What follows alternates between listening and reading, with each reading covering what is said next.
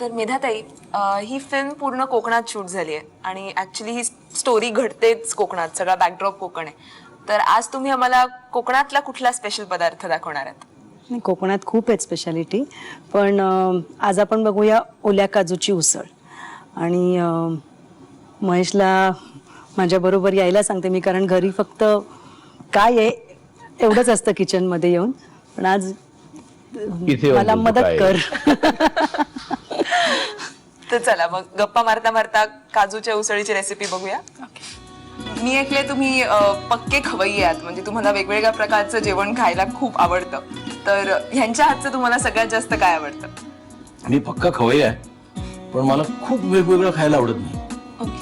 कोकणातलं जेवण हे मला वाटतं जगातलं सगळ्यात चांगलं जेवण आहे. त्यामुळे आणि मी खूप एक्सपेरिमेंट करत नाही जेवणाबरोबर.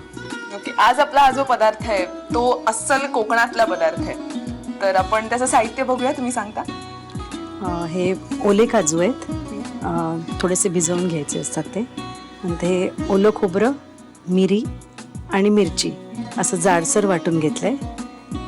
बारीक चिरलेला कांदा आहे, मटार आहेत, हिंग, कढीपत्ता, तेल, हळद, जिरे पावडर, धन्याची पावडर, साखर आणि मीठ.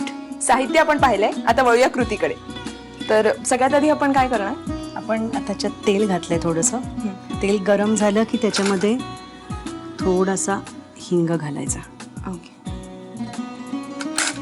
हिंग जर असा चुरचुरायला लागला की मग कढीपत्ता. बरं, तुम्ही ह्या फिल्मचं सगळं शूटिंग कोकणात केलं ना? तर तिथले कुठले लोकल खास पदार्थ तुम्ही टेस्ट केलेत, किंवा तुम्हाला वेळ मिळाला का तिथे फिरायला, तिथल्या लोकल गोष्टी टेस्ट करायला? आमच्याकडे खापरे होता पिक्चरमध्ये, आणि तो कुठे कुठे घराघरातनं शिरून कुठनं मोदक आण, कुठनं मासे आण, असंच सगळे लोकल फ्लेवर्स तिकडचे आम्हाला आणून खायला घालायचा. अच्छा, म्हणजे अगदी तिथे घरातनच, म्हणजे असं हॉटेलमधनं वगैरे नाही? हो, हॉटेल बिटेल नाही. सकाळी सकाळी तो आम्ही शूटिंगला जाईपर्यंत तो येऊन सांगायचं की आज जेवताना थांबा, कारण कोणतरी तिकडचा राणी काकू काहीतरी सोडे बनवून देत आहेत, कोण मोदक आणून देते, असं त्याचं कायम रोज सकाळी तो कुठल्या ना कुठल्या तरी घरात जाऊन त्यांना गिराईक बनवायचा. याच्यात कांदा घातला आणि आता आपण कांदा परतून थोडा वेळ चांगला परतून घ्यायचा. आपला कांदा परतून झालेला आहे. आता वळूया पुढच्या कृतीकडे. तर आता काय करणार आपण?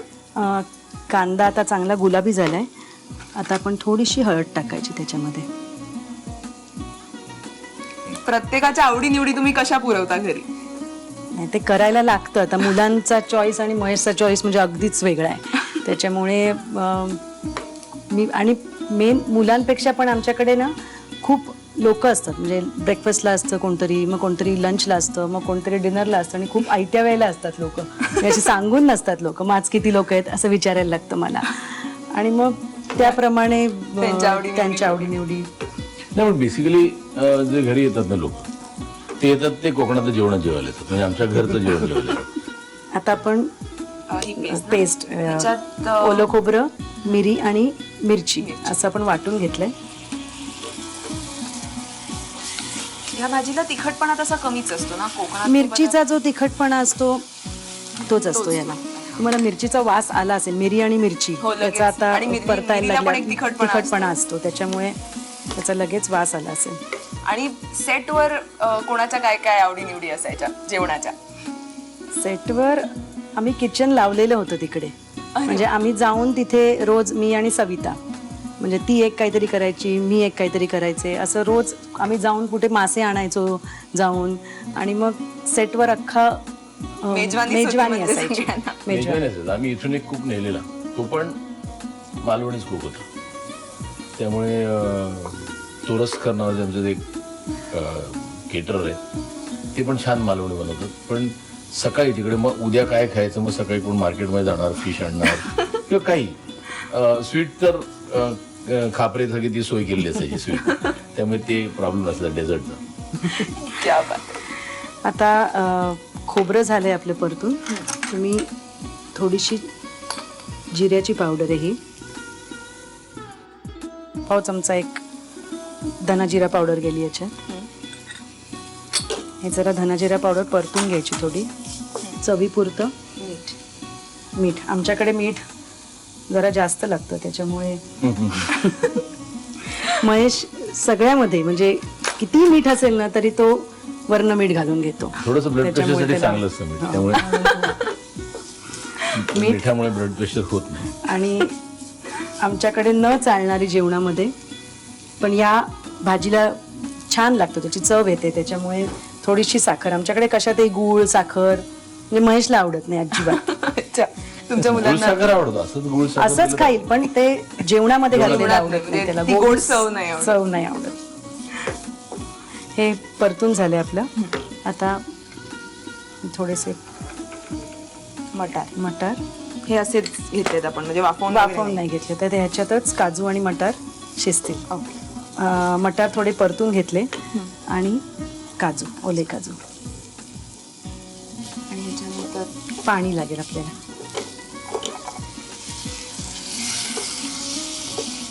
तर ह्याला एक आपण वाफ काढून घेऊया. वाफ काढून घेतली की रेडी टू भाजी इट. तयार. येस. ओके, चला आपली काजूची उसळ ऑलमोस्ट तयार झाली आहे. तुम्ही पटापट त्याचं साहित्य आणि कृती लिहून घ्या.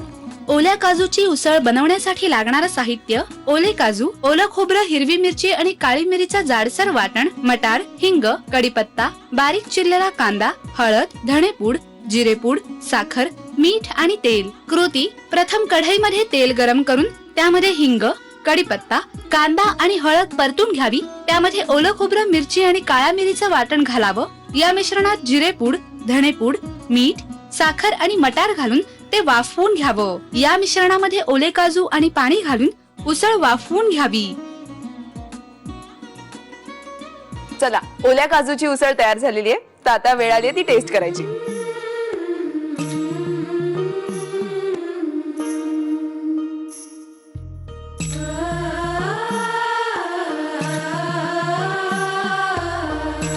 ऍक्च्युली मला तुम्हाला अजून एक प्रश्न विचारायचा होता. ह्या फिल्म मध्ये जे घर आहे अस्सल कोकणातलं त्या काळातलं घर, हे हल्ली कुठेच पाहायला मिळत नाही. म्हणजे तुम्ही कसं शोधून काढलं एवढं सुंदर घर? म्हणजे मी घर शोधलंच नाही, म्हणजे कसं आहे ते मिळालं मला. मी हे घर माझा कधी असं विचार पण केला नव्हता मी ह्या घरात जाऊन शूट करेन. आणि आम्ही शोधत असताना ना अचानक आमचा एक मित्र आहे, त्याच्या बायकोने एक सिनेमा केलेला सुंदर माझं घर नावाचा. तिचं म्हणणं होतं तुम्ही जाऊन ते घर का नाही बघत, सुंदर माझ्या घरचं. गेलो तिकडे आणि जवळजवळ 2 तास थांबलो तिकडे. आणि कसं ना अख्खा सिनेमा असा दिसला मला त्या घरात. म्हणजे एकूण एक सीन मला तिकडे दिसला त्या घरात. सगळ्याच गोष्टी त्या वाड्यातल्या एकूण एक गोष्ट. म्हणजे मला विहीर हवी होती पाठी. विहीर हे पण पात्र आहे त्या सिनेमातलं.